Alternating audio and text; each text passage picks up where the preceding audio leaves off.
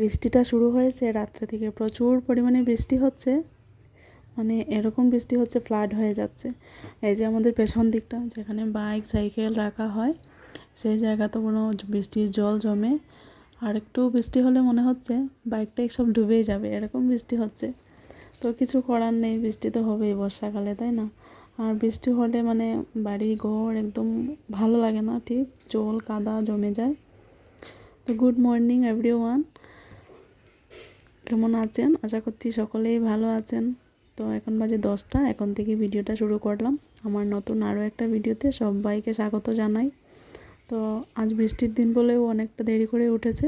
আগেই আমাকে বলেছিল আজ সকাল সকাল ডাকবে না, আমি একটু দেরি করে উঠবো, আজ ব্যাংকেও যাবে না, তাই বৃষ্টিও হচ্ছে। তো সবগুলো মিলে যাচ্ছে ওর। এদিকে আমার বিছানা গুছানো হয়ে গেছে, এবার রুমটা গুছিয়ে নেব। ছেলের পড়ার টেবিলটা ও পড়াশোনার পর গুছিয়ে রাখতে পারে না ঠিক মতন, আমাকেই রাখতে হয়। আর পড়ার টেবিলটা এলোমেলো করে রাখতে নেই, ছোটো হোক বা বড়ো হোক, যে কোনো মানে পড়ার টেবিল এলোমেলো করে রাখতে নেই। সেই জন্য আমি পড়ার টেবিলটা খুব ছোটো হয়, তাও আমি ভালো করে গুছিয়ে রাখার চেষ্টা করি। ড্রেসিং টেবিলটাও আমার ছোটো, তাও মানে গুছিয়ে রাখার চেষ্টা করি। গুছিয়ে টিপটপ করে রাখলে দেখতেও ভালো লাগে, যে কোনো জিনিস ভালো হোক বা খারাপ হোক, খারাপটাকেও গুছিয়ে রাখলে দেখতে ভালো লাগে।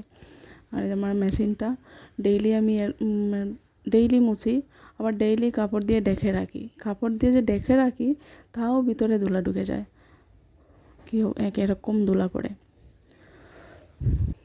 রুম টুম গুছানো হয়ে গেছে, আমি স্নান টান করে চলে এসেছি পুজো দিতে। আজ হলো বৃহস্পতিবার, অনেকটা ফুল পেয়েছি আজ।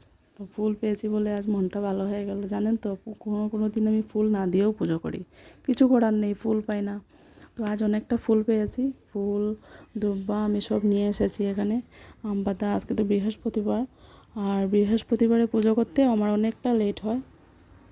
আমি এক এক করে সব ঠাকুরকে স্নান করে নিয়েছি, বাসন টাসন ধুয়ে।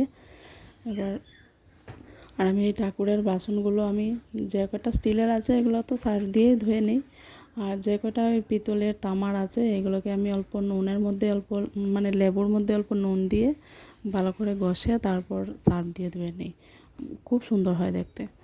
আমি এরকমটাই করি। আর একদিন যদি এই নুন আর লেবু দিয়ে একদিন মাজা হয় না, 3-4 দিন চলে যায়, মানে পরিষ্কারই থাকে। তো 3-4 দিন অবধি আবার এই সার্ফ দিয়ে মাজলেই হয়ে যায়। তো আমি এরকমই পরিষ্কার করি ঠাকুরের বাসন। হয়ে গেছে আমার বাসন টাসন ধোয়া, এবার সিঙ্কটা এবার মেজে নেব।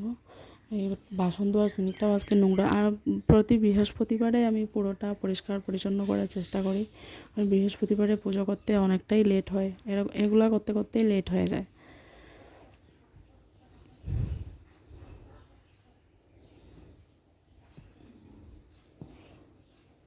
আর আজকে ঠাকুরের কাপড়গুলো আমি ঠিক ধোবো না, কারণ এরকম বৃষ্টি হচ্ছে, মেলারও জায়গা নেই, তাই ঠাকুরের কাপড়গুলো আমি তুলে সার্ফের জলে ভিজিয়ে রেখেছি, কাল সকালবেলা ধুয়ে দেবো। আমি ফল টল কেটে নিয়েছি, এবার পুজোটা করে নিই।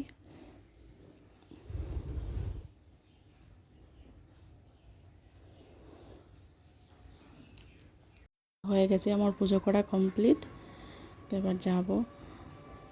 তো আজ জানেন তো আমি পেয়ারা মাখা করেছিলাম দুপুরবেলা, কয়েকদিন ধরে পেয়ারা এনে রেখেছিল, এই যে আচার দিয়ে বিট নুন এগুলো দিয়ে আমি পেয়ারা মেখেছি, যে সবার জন্য নিয়ে নিয়েছি। খেতে খুব ভালো লাগে পেয়ারা মাখাটা। তো আমার আজকের ভিডিওটা কেমন লাগলো অবশ্যই জানাবেন, কমেন্ট করবেন, আর ভালো লাগলে একটা সাবস্ক্রাইব করবেন। আজকের মতো এটুকু, টাটা।